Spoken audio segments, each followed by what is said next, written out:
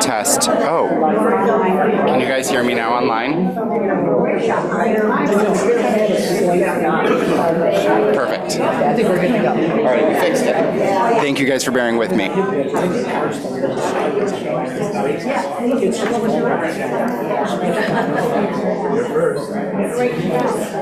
Actually, she's first. You're third.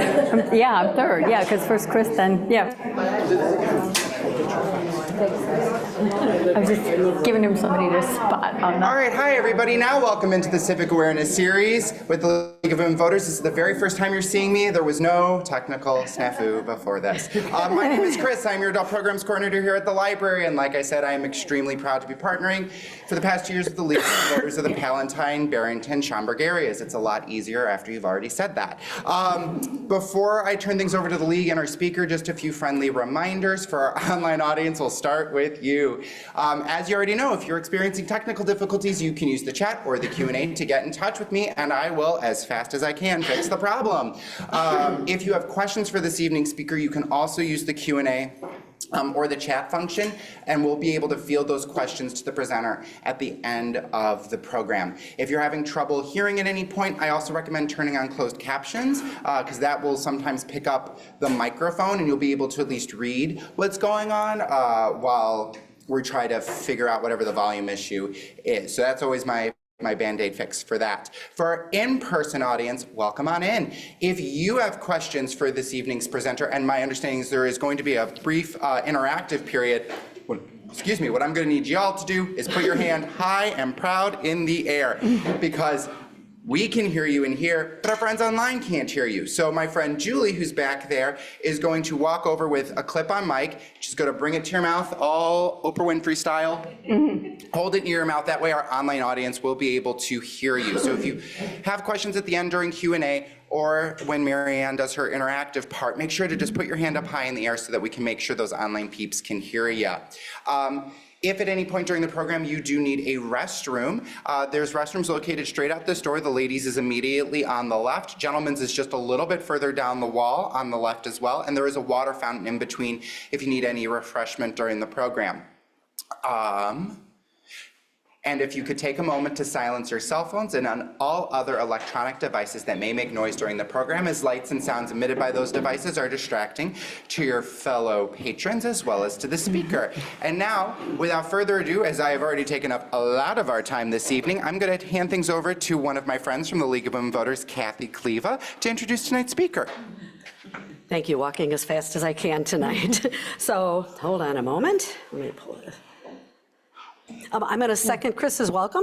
Thank you for joining us tonight and the Schaumburg Township District Library for our Civic Awareness Series on having difficult conversations. Holidays are coming. It's good timing to know this. I'm Kathy Kleva. I'm the 24-25 Vice President of the current chapter of the local chapter of the League of Women Voters. And before we get started, I'm just going to give you a brief history or brief information about the League of Women Voters. The League of Women Voters is a political, nonpartisan association. Our mission is to increase votership, voter engagement, and to defend democracy. We welcome everybody. We welcome people of all genders and of all ages to join us. So if you're interested, we have a sign-up table at the back. There's also a link that's, if not online, that Chris is going to put online that'll give you a little bit more about the information about the League. Tonight we're happy to have Marianne Coulter with us. She's with Braver Angels. Braver Angels is an organization. It's also a nonpartisan organization, and they focus on having meaningful conversations and building trust around political differences. I'm going to let Marianne tell you more. It's all yours. Okay. Okay, thank you for having me. So I joined Braver Angels back in 2019 as a moderator, and I'm currently the Illinois State Coordinator.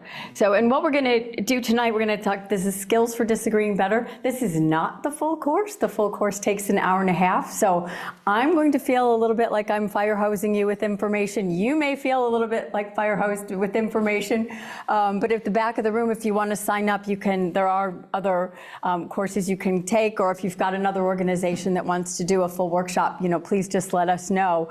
But we hope this is enough to equip you to maybe get through the holidays or have those hard conversations with people who you may disagree with. So just a teeny tiny bit more about Braver Angels. You know, what we do, we fall into the category of bridging organization. So what we try to do is bridge the partisan divide, to strengthen the Democratic Republic and keep us together. Our founder was a marriage and family counselor, and so he said, if I can keep families together, I'm hoping we can keep the country together, and the rest is history. So, and as individuals, we always try to understand the other side point of view, even if we don't agree with it. I will probably say a couple more times tonight, acknowledging what somebody said, it should not be construed as agreement, but we do want to make sure people feel heard. In our communities, we intentionally want to engage with people we disagree with. That's what strengthens us. That's what brings us better ideas, when we can bring disagreeing parties together to work together. And in politics, we don't support a party, but we support the principles that bring us together rather than divide us. So the agenda for tonight was, we're going to go through, again, this is the fire hose version of what we call our foundational skills class, which is skills for disagreeing better. I'm saving like 10 minutes or at the end for enhanced skills for public service. Kathy told me you've got people who are election judges or do voter registration. Can I show of hands if you're, yeah, thank you. So it's a little bit different because those interactions are mostly with strangers and mostly with people that want to complain. So, right? Yes, I've been an election judge in my building. I've heard them all. So there's a little bit of, similar skills, but a little bit different for those people who are dealing with the public. This was pulled from the constituent services workshop that we do for, city council members of Congress, and anybody that's an elected official. And the very last slide, which I'll just leave it up at the end, is how to find more info on Braver Angels if you want to get more involved or find out more about us. So without further ado, let's go into those skills for disagreeing better. We call these the LAP skills. We just made up that acronym because it's easy to remember. Into two parts. The first thing is listening to understand. So first thing is listening. Make sure you're listening to what somebody else's opinion is. And the second is, to acknowledge and maybe agree. Again, I told you I'd say that 5 times. That was number 2. You don't always have to agree. And then the second part is when you actually get to talk and speak up. So we have something called a pivot, which I'll go to in a second. And then how to offer your perspective in a respectful manner that's not dismissing the person that you're speaking with. So LAPP, and we'll go through this in kind of like 2 parts. So let's start with the listening part. So first you listen. When you're listening, the first thing you want to do is turn off that inner debater. Because everybody, I know, and I'm already seeing smiles. I always see smiles as part of that, because you're wanting to go in there and I want to tell you what I think. I don't really want to care. So turn that off. To get that used to having that switch go off, that your inner debater is not there yet. Your inner debater can come out later. What you're listening for is to get ready to be able to summarize what the person is saying and acknowledge what they said. And we'll go into more on acknowledgement here in a second. So things to focus on. We always tell people focus. If you can listen for concerns and values, and we're going to do a quick little exercise on this later, you're much more likely to find something to agree on. People will find a concern or a value that they have in common much more often than they will find a policy to agree on. So listen for, they might not say that, they might not use the word concerns or like my values are around whatever, but you want to listen to that undertone of that. We always want to be looking for agreements where possible. That was the 3rd time I said this. We're never asking anybody to agree, but where possible, agreements are powerful things. The other thing is to understand is there's likely to be a wide variation of perspectives on any issue. So when you're turning off that inner debater, also turn off your expectations of what you're going to hear. maybe how somebody dresses or what their occupation is or where they live or their educational or socioeconomic status. You've already decided what they're going to say. Leave that open and say, what's the widest possible variety of perspectives that I might hear from this person? And the other thing to listen for understanding in is that most issues are more complicated than we think they are. Where immigration's our signature issue this year, it's so complicated. And it's getting more and more complicated by every action that comes in. What's your status? How long have you been here? Who, where do you live? Whatever. So, acknowledge that there's going to be some complexity in there. And when people offer their perspective, they're giving you this much of the whole of the complexity of the situation. So keep that in mind as you're listening to understand. Okay, what we're going to do now is I'm going to do a little listening exercise. Remember I said what we want to listen for is concerns and values, and maybe even something you can agree with. So I've got two different prompts. I've got a conservative prompt and a liberal prompt. So I'm going to read through one at a time, and then I'm going to go out to the audience. So listen as and it's almost better if you don't read along, if you just listen and practice your listening skills on this. So if I'm a conservative, excuse me, no, I'm trying not to cough into the microphone. If I'm a conservative, my view on policing, and we found these views based on talking to our own members and people who participated in workshops. We did not make this stuff up, so this came from the source. So a typical conservative view on policing might be something like, I think many people are ignoring the problem of rising crime in this community. It's getting scary to live here. I hear too much defund the police and other anti-police rhetoric. I know there's some bad apples in law enforcement, but by and large, our officers are doing a respectable job. And it's demoralizing for them when civic leaders and regular citizens don't support them. I want our city to do the right thing by expanding the law enforcement presence. I know officers can solve every problem, but they are our first line of defense and deserve our support. So I'm going to ask for hands from the audience. What's a value or concern you heard in that? The concern is the rising crime in the community. Concern for rising crime in the community. And we got another, here, I can run over here too. The demoralizing effect that it has on the police officers. Yeah, they're concerned about the morale of the police officers, of course. So for our liberal people in the room, is there anything you can find that you might agree on, even though this is coming from a conservative? Yeah. The one where he said, but by and large, our officers are doing a respectable job. Yeah, in general, officers are doing a good job. So we're looking for, so when you get a chance to acknowledge, you're going to, I'll give you some, key phrasing to use here. Those might be things you're going to put into your acknowledgement statement. Let's try this one more time. So there's a liberal view on policing. So a liberal might say, many people seem to think that throwing more money into law enforcement is going to solve the crime problem. Crime comes from poverty and discrimination and has to be solved by addressing those problems. Communities of color in particular don't trust the police, and for good reasons. Instead of increasing the police budget, I support funding for social workers who can respond to mental health 911 calls rather than armed officers showing up. And we need to support community agencies that can get to root causes of crime. Let's stop overemphasizing law enforcement and take a broader view of how to improve public safety. Okay, so what are some concerns and values that we heard in that one? Look at her first, and then I'll come back to you. That not only the police itself, but there's other issues that are involved besides just basically defunding the police that we should also look at. Yeah, the concerns, there's additional, that we're not looking at the full picture. Right. Yeah. About how to improve public safety. And improving public safety. And can I say I've done this, use this example? Oh, we got one more back here.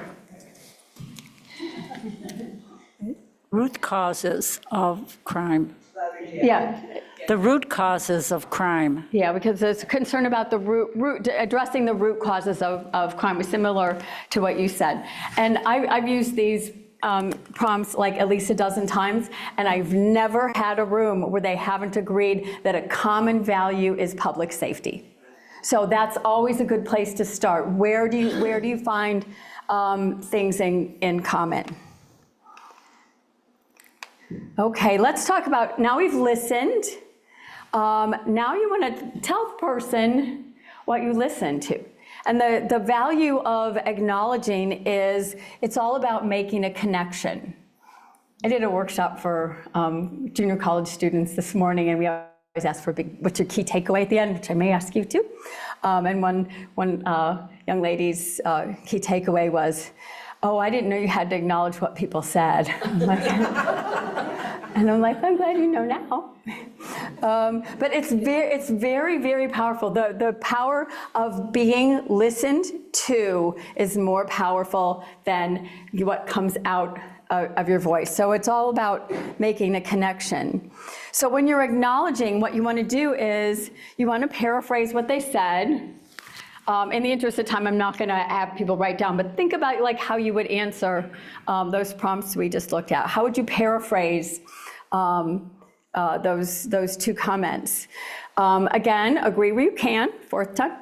Ask for clarification if you need it. Some people, think that, asking questions is, bad. No, asking questions is great. And I've got some examples of clarifying questions on the next slide here.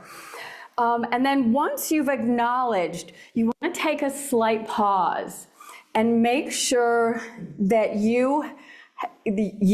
that the person you've listened to feels like they're understood, right? We're going to talk a couple times about, physical or verbal cues. You want to wait for some sort of affirmation. The best response you could get after you've acknowledged somebody's point of view is to have that person say, yeah, that's it. You almost said it better than I did. Right? Again, you do not have to agree. And you just want them to say, if they go, whoa, I'm conservative, you're liberal, I never expected you to understand a word out of my mouth. So sometimes it's facial expression, sometimes it's yes, you got it. But kind of wait for that. If people interrupt and they jump right back in and start talking after you've done your acknowledgement, that's a clue that how you acknowledge them has not got them, right? So go back to, we always say that sometimes you have to go L-A, L-A, L-A before you can get to your P, P, P, P. So, so go back and listen again. There are rules in the four letters, but they don't always occur sequentially. So go back and listen some more. Ask a question. I got some questions on the next page too. So when you're acknowledging somebody, just some examples of, how to phrase that. I hear you on your views on policing. I get that you're concerned about, so we talked about those concerns. Put that into your statement. If somebody is, so let's say you have almost nothing that you can agree with them on, but they're like super passionate. Well, this is a little bit of a cheater acknowledgement, but you can always acknowledge the amount of passion and emotion that they put into it. So even just saying, I can still tell you have really strong feelings about this is a way of acknowledging somebody without, some people's like, I can't get it out of my mouth if I violently disagree. Acknowledge just that they, that they feel strongly about it. If they've told you a story about how they feel about this, and we'll talk more about personal stories in a second, you can acknowledge that, like, well, that must have been scary for you. I understand why you're afraid. I understand why you're concerned, and acknowledge that level. Or just something simple like, so you're saying, and again, after you said, so you're saying, if they don't go, yeah, that's what I was saying, go back and start listening again. And then there's the favorite phrase, only if you need to. Say, oh, and I agree with you on something. And sometimes starting with that agree statement is powerful. And here's some examples like clarifying questions. So it's always okay to ask clarifying questions. If you didn't hear any concerns or you're not really sure, go ahead and ask that. tell me your concerns about this issue. If they just like rattle on some, law that's the Congress is voting on without any, it's like, everybody should be in favor of this. What are your concerns if that doesn't pass? Clarifying, some people will use, like jargon or an adjective that's kind of vague, could go either way. Well, that's overly severe. Well, what do you mean by, overly severe? What's overly severe to you? And then our favorite Brave Angels question, if I could boil down Braver Angels to one single question that everybody should learn to be able to ask, it is the question, who or what experience has influenced your views? We don't know where people come from. People have everybody, by definition, nobody, even identical twins, have lived exactly the same life. Something has influenced them. And getting that personal story out of them is really powerful, and especially before, if you jump in with a personal story of yours and your perspective. Okay, I had these up here if we had time to do an acknowledgement, but we didn't. So now you've listened, you've acknowledged, hopefully the person said, yeah, you got me, that's exactly how I feel. Now it's kind of your turn to talk. Now the acknowledgement statement and your pivot can just, blend into one another. What we don't want to have happen is your pivot and your perspective blend right into one another, or just go right into your perspective after they've said theirs. I told you I heard you, but now it's my turn. That does not work very well. We've tried this, and we've got a professor that tells us so. So the pivot, we call it pivot. Sometimes in politics, pivot means I'm going to answer the question I wish you would have asked. We don't use it that way. Think of it more as permission. So you're asking to share your point of view. So think of it as like a turn signal. I want to give you some sort of signal that says, I'm ready to talk. Are you ready to listen to me? And if the answer is no, go back and listen some more. One of my other moderators, we were doing a workshop, and he used an example of an issue he had. He didn't say what the issue was, but he said he was having an issue with his teenage son, who is now in his 20s. And somebody asked, like, how many times did you have to go through, listening and acknowledging before you were able to, give your perspective? And he said, about 6 months worth. So, what's the relationship to the person you're talking to worth? How many times is it worth, listening and understanding before you move forward and stay out of that argument? Sometimes it's patience. And in the longer version of the workshop, one of the things we always start with is, don't think you're going to convince somebody in one conversation. That's probably never happened once in the history of the world. You may nudge them a little bit, but you're not going to convince them in one. So then you're going to ask your pivot statement, and you're going to pause, and this is another place you're going to wait for that verbal affirmation from somebody to a nod of the head, go ahead, or verbal, go ahead, and just wait for that. Otherwise, go back to listen. So some really easy pivot examples is just, may I share a few thoughts on this? And if they say no and start talking, you're back to listening.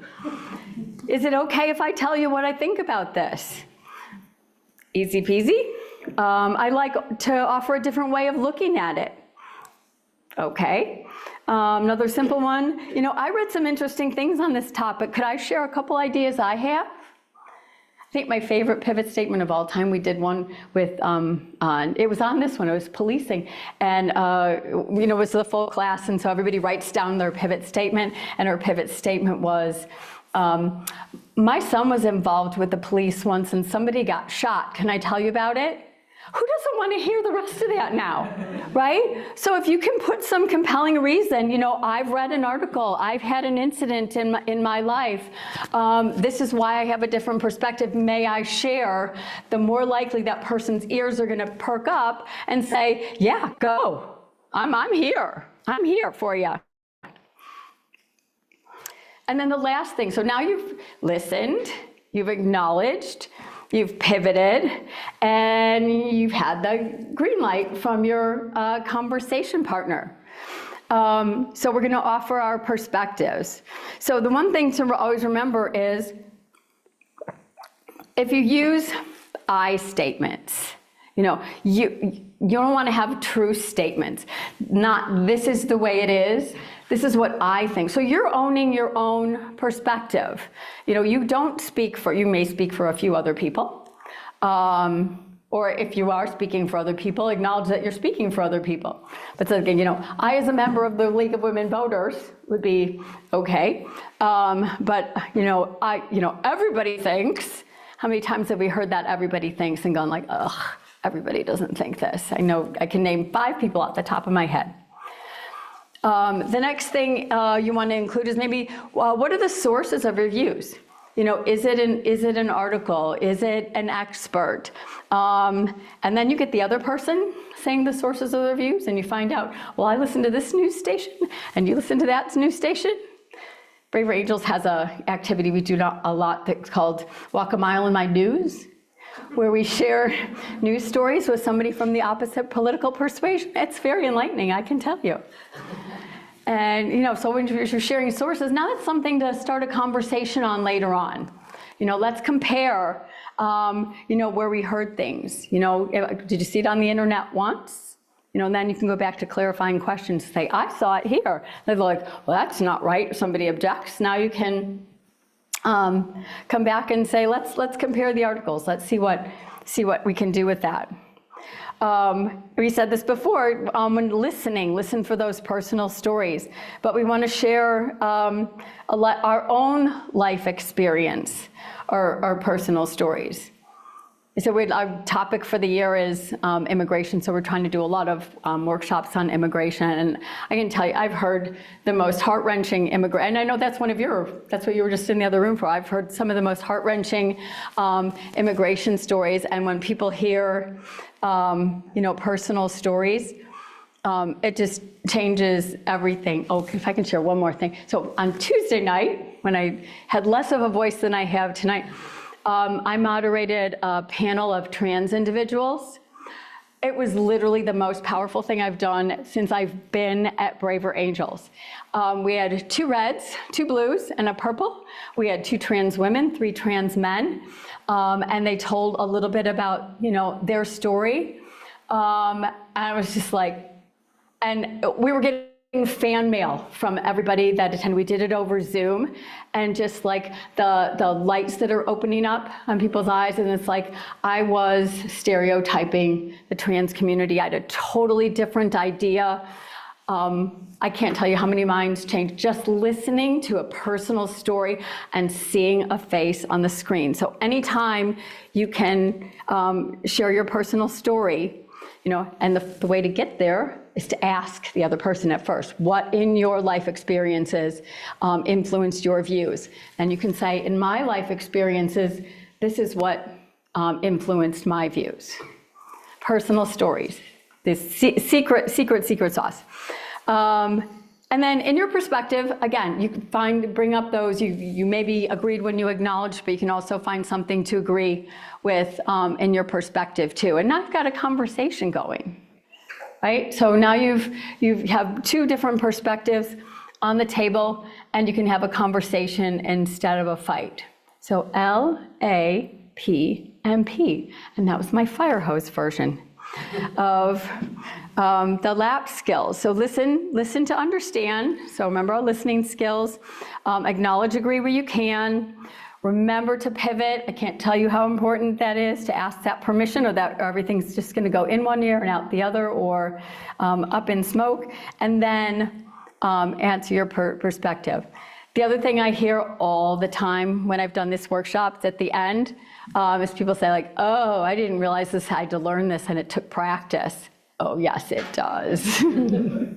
It takes a lot of practice. So when you go out and do this, try an easy conversation, maybe a less than controversial conversation, and just kind of see how it goes first. Don't try it online. Don't try it with a big group. Test this out, but just keep that LAPP in the back of your mind. And then also I didn't really get permission to talk. I'm going to go back and just listen some more. The power of listening is extraordinary. Okay, so we're going to finish up with who are my election judges again? Yeah, we had a bunch, you know. So election judges, people in public service roles. It's a little bit different because people are walking in and they don't really care about your perspective. They just want answers, right? And the purpose of them walking in, you know, to be honest, is not to get your perspective on something. It's to get help for whatever they want. You know, I want to register to vote. I want to be able to vote. So we have a slightly different acronym for them. So it's AAAP, not AARP. It's not just for retired people only. So the first thing we want to do is, so it's acknowledge, appreciate, agree, and perspective. So some of this is going to be the same. But if we remember, and I always like we use Lincoln quotes all over our Braver Angels stuff. So, you know, this is just a reminder. What you want to do is establish connection first. A lot of the people you're going to be talking with, I told you I've been an election judge at my building. There's no parking. It's a gated community. Last year they put 2 precincts in instead of 1, so it was overly crowded. People had no place to stand. So I've heard every complaint under the sun that I had absolutely zero control over.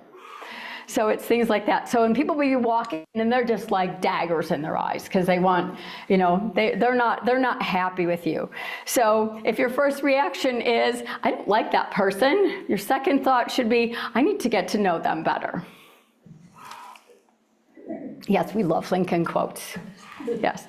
And, you know, if a stranger walks in, you're having a conversation with a stranger rather than family, friends, and neighbors, and do this, you know, on a regular basis. Notice what assumptions, just as you're walking around like parks or something or shopping malls and stuff, just take note, what assumptions do you make about people that you don't know? Just as you just, you know, walk around and just kind of check yourself. You know, are you making assumptions based on what they're wearing, their age, the look on their face?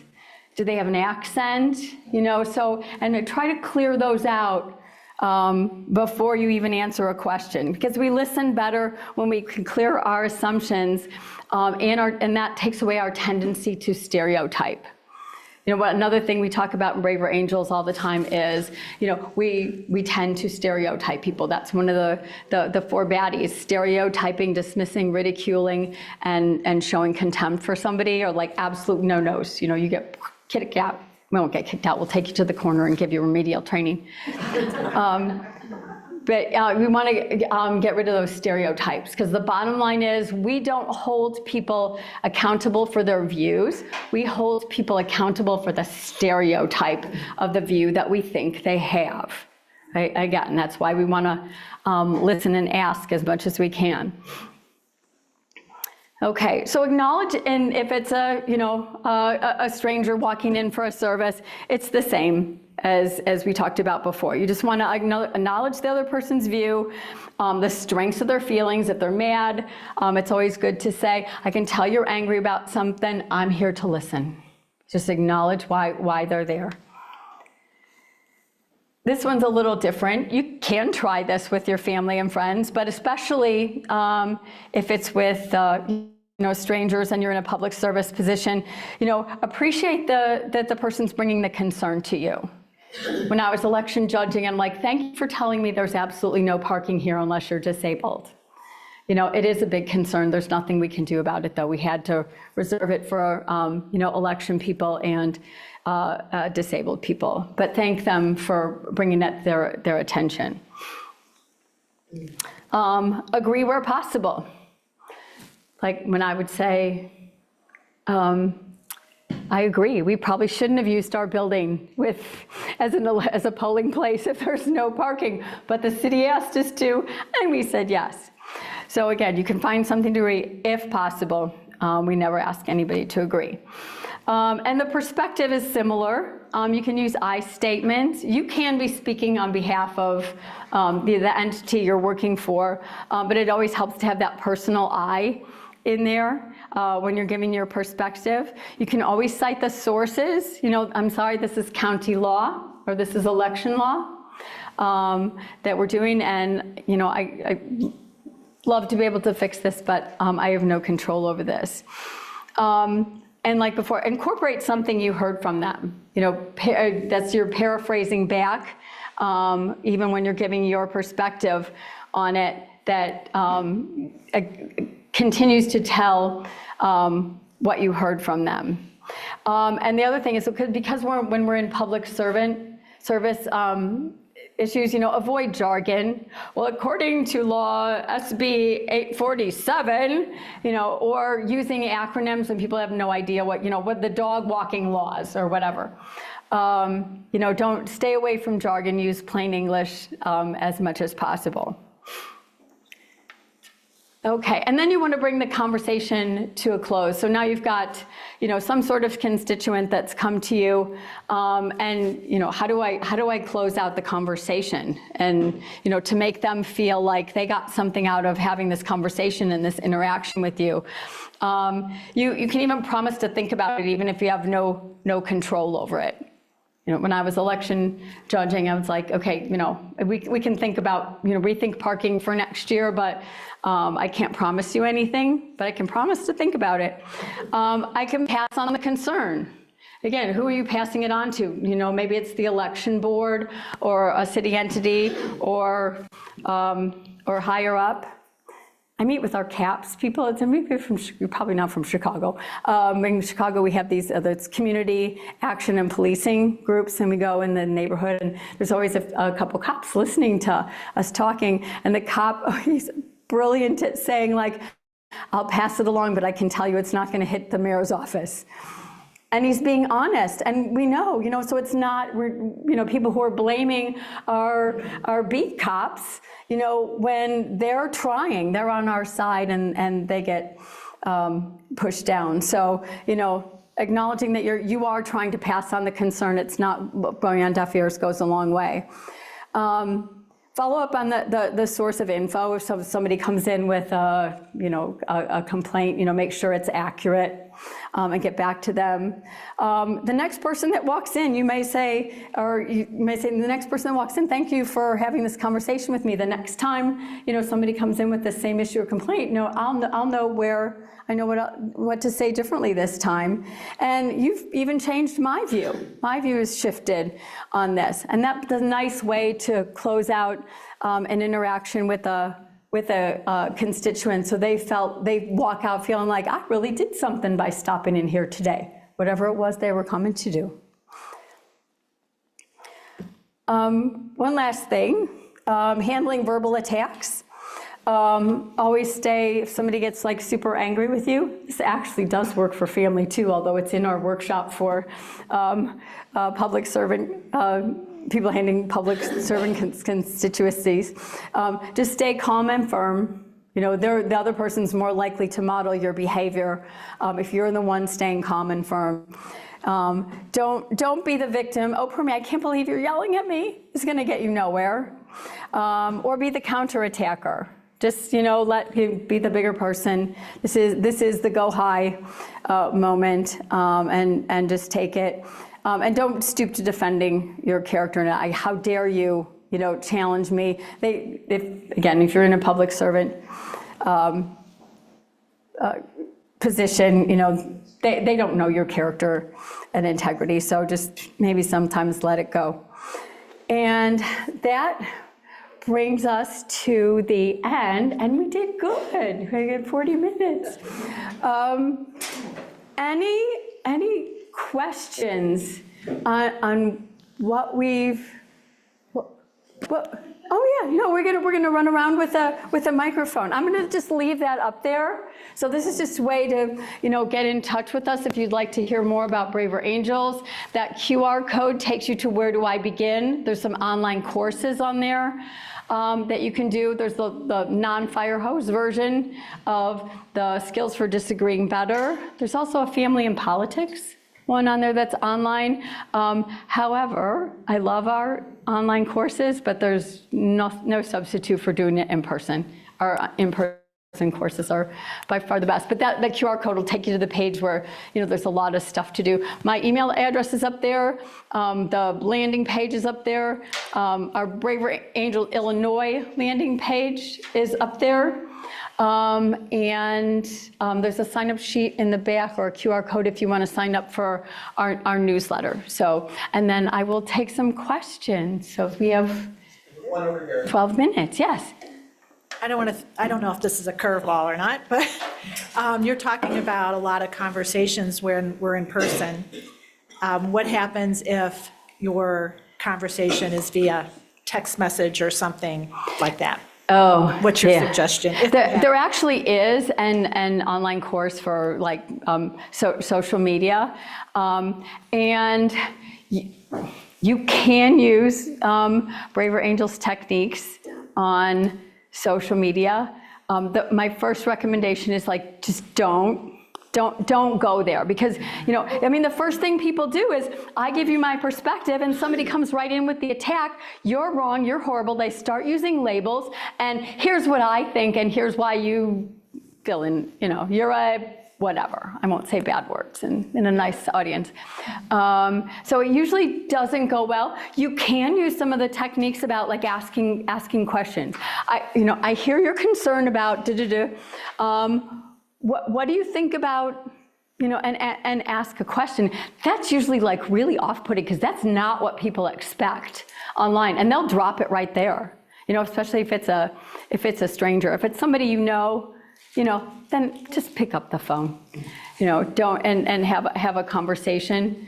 But yeah, social media is its own evil beast, and it's getting worse. Yeah. Oh, Kathy. I've got a question, Marianne. That was a really great presentation first. Thank you for that. Oh, thank you. I was interested in the LAPP, and sometimes you go LA, and that's the end of the conversation. And while a father and son have 6 months to figure it out, Yeah. typically a friend or a family member you're engaging with, and it seems as though it can get very one-sided. So maybe you just don't go on to the conversation because they're not to the point that they can reciprocate those kinds of Yeah. steps. Is that? Yeah, no, exactly. And I devised this sneaky thing in a workshop with somebody who asked a very similar question. I'm like, will you play with me on a minute for this? Let's try this. She goes, I got somebody that just wants to pummel bullet points at me and just won't shut up. And it's 10. And I said, I want you to promise to get back to me. And she got back to me and told me it worked. If somebody's just going on, and it's just one point after another, I said, try a physical pivot. Put your hand up. So I told her to do. This isn't official Braver Angels category, but this is something we made up in a workshop, and apparently it works. I said, stop and go. Hang on a second. There's a lot going on there. I want to make sure I understand where you're coming from, and then acknowledge wherever they are. And if you go, hang on, there's a lot going on there. Can I make sure I understand you? And they go, no. The conversation. Then it's use some strategies for exiting. It's always okay. One slide I didn't include, but I should have. Is what's your exit strategy? So it's always okay to agree to disagree, right? Or people who wave from topic to topic. Just you can bring them back and go hey, I thought we were talking about immigration. Can we come back to immigration? And when people go on those whataboutisms, rant, right? And they bring 5 things in at once. Can we stay on this topic? Stupid me, I can't hold 6 things in my head at the same time. But also, do that. Hang on a sec. Can I? There was a lot going on there. Can I tell you what I think you said? Acknowledge back to them. If you can sneak in a pivot and say something like, okay, I got some thoughts on that, but you go ahead, I'll come back later. They may either go and just keep going, or they may go, no, go, tell me what you think so far. So that's my sneaky acknowledgement and pivot for people that just go on and on and on. Does anyone have any other question? Anybody online? If anyone's online, you're allowed to wait. Thank you for offering this great presentation. It was very helpful. Oh, And they said they wish they heard the program you host, where you moderate with the trans individuals. And it sounds like that was amazing. So a lot of thank yous. We were already planning, it went so well, we're already planning on doing it again, and we may do it nationally, which is maybe another reason to sign up. With Braver Angels, so it'll be in the newsletter. We're either gonna maybe do multiple states or do it as a national event. But it was really quite amazing, and it's like one of the honor of my Braver Angels career that they asked me to moderate it, and it was That's wonderful. And Yeah. for all of our in-person and our online audience, you will be getting an after-action email, which will have links to both the League of Women Voters of PBS and as well as Braver Angels website to help you sign up for that newsletter. We can't we don't as a rule hand out slides. I mean, it's okay if people took photos, I don't mind. I can share like a participant guide of the, because we do share that, because when we do for the longer class. Yeah, so I can share that with you if people want to, and it's got kind of the same thing, so it goes through the skills and some of the prompts we learned today. Got another one up here. I know you've provided a lot of these links, but where do you, if you have a workshop, are they all online, or do you have other ones in person, and where would you hold those kind of events? All over the place. Libraries and churches are probably our two biggest venues. Sometimes we use Eventbrite. If you go to the Braver Angels page, like way at the top, you'll see like there's a yellow bar.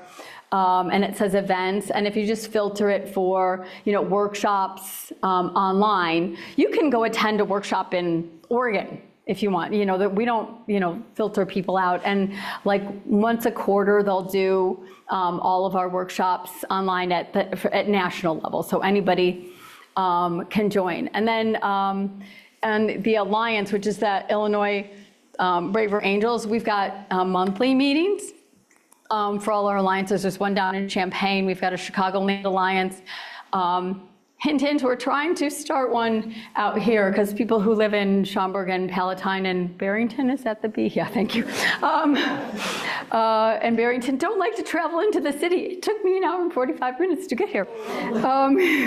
Yes, so we're trying to, our alliances are like chapters. Well, we call them alliances because we have to have a red and a blue co-chair for each one, so we call them an alliance. And then so a lot of the alliances will sponsor workshops, and then there's trained moderators that will come around and do that. So look at our website under the events, sign up for our newsletter, because they'll be advertised there. And then we have a large database, so if you sign up just as a subscriber, we'll advertise things, and I usually use like a 25-mile radius. It's like we did a couple in Naperville and Darien a while back, and we got quite good attendance. It's like, I've never heard of you people, but it's at the library, and I thought I'd show up. So if you're a subscriber, you will get notices that things are going on in your vicinity. I have a question for you, Mary. Yes. If, let's say, again, because the holidays are approaching, let's say one of our wonderful guests here this evening or online is at their dinner table for Thanksgiving or the winter holidays, and two people start going at it, who didn't take this extremely helpful workshop, or maybe they just want to, they don't need to be like, hey, great, everyone, really quickly, here's how you LAPP, but me pull out the pictures I have of the slides. What is a way that somebody could maybe come in and, let's say they don't want, like, hey, let's not do this now. What's a way to maybe calm down an escalating to people going back and forth? Yeah, actually, what you just said is like, hey, let's not do this now, and modeling that calm behavior is probably the best way to intervene. We do have a special class called Family and Politics. Last time I did this was between the election and Thanksgiving. It was the best attended workshop I've ever done. And it does, what it pulls in, because I said that our founder is a marriage and family counselor, so it pulls in some like Jungian, Jungian psychology that, families tend to take on roles. So we concentrate on, the gladiator who just liked to come in and storm, or the sniper. I had an Uncle Jim who was like the sniper. I just want to jab and run, and it just kind of leave you. And then one of the roles is the peacemaker. So that would be that Christian may be the peacemaker. The person who wants to, like, hey, can't we all just get along? I'm going back to my cell phone, right? And go hide. So it does concentrate. And I think that's one of the online classes, a shortened version. Again, the e-courses they're nice. They'll give you a flavor and at least get you by. But to be able to do the online classes, because some of the online classes are an hour and a half and 3 hours, and people don't have the time to give. But then you're not doing the exercises and sharing with other people either, which is the beauty of them. Like, yeah, that's my family. Are we related? Those things tend to come up a lot. But yeah, it's like these are good skills to have at the Thanksgiving table. Sure. Well, thank you. I think we're at time. I'm going to now sneak into frame. Marianne, thank you there I am. Marianne, thank you so much for being with us this evening and sharing all this information with us. It was absolutely wonderful. I know, very informative. For all of you guys, thank you so much for coming out. This is the last Civic Awareness Series of 2025. The Civic Awareness Series, starting back in January, will be the 4th Tuesday of the month, from 7 to 8 p.m., always held in a hybrid format. So if you can't be with us in person, you can join us online. And if you can't do either, still register, because we send out a recording of the presentation to those who are registered. So if they missed it or they want to rehash that information, they have the ability to do so. And now I also have to shamelessly plug our kickoff. It's a big kickoff. We're really excited. We're partnering with 35 other libraries throughout the state of Illinois to bring Paul Lisnick from WGN-TV to the Schomburg Library. He's going to be giving a state of Illinois kind of update in preparation for the midterms that are happening in November, so that people can feel a lot more grounded and ready to vote and get out there. And then I feel a little bit bad for doing this. I'm going to hip check the League of Women Voters slightly out of the way, because I'm doing a partnership continuing in the realm of civics, and the League knows they're welcome to be there at all these presentations and encourage people to join and sign up. But myself and I want to say it's 10 other libraries in the state of Illinois are working on a civic empowerment initiative for 2026. Nice. So in January, we're kind of piggybacking and hijacking Paul Lisnick as our kickoff for this smaller initiative. But in March, we're going to have a Northwestern journalism professor, Michael Spikes, out to talk about how to find the right news sources for you that are reliable and that you can reliably return to every time. In June, on the 30th, Paul Lisnick's going to actually return to moderate a panel on current issues that are going on with some experts from our local universities. And then in September, I believe we're going to have Vote 411 out to help you guys know how to research the candidates who are actually going to be on the ballot, so you can feel a little bit more grounded in knowing how to know everything you'd want to know. Myself and my colleagues across the industry, we want to make civics digestible. We want to make it easy for you guys so that you can feel empowered and like you can make a difference with your voice. So we're doing those 4 lectures. There's going to be exhibits, small-scale exhibits in the 10 partner libraries that we're collectively working on together. And there's going to be a little 60-minute civics social media series once a month where we pop up and give you a cute little fact. So keep your eyes out on the Schomburg Library social media for that, or any one of our partner libraries who I am a bad person, did not write them down because this was impromptu, but they're all amazing. You don't have any PBS acronyms No for those, PBS acronyms for that. It would be very long. But anyway, thank you all for joining us tonight. I hope to see you all back in January on the 27th for Paul Lisnick. And have a wonderful holiday, everyone.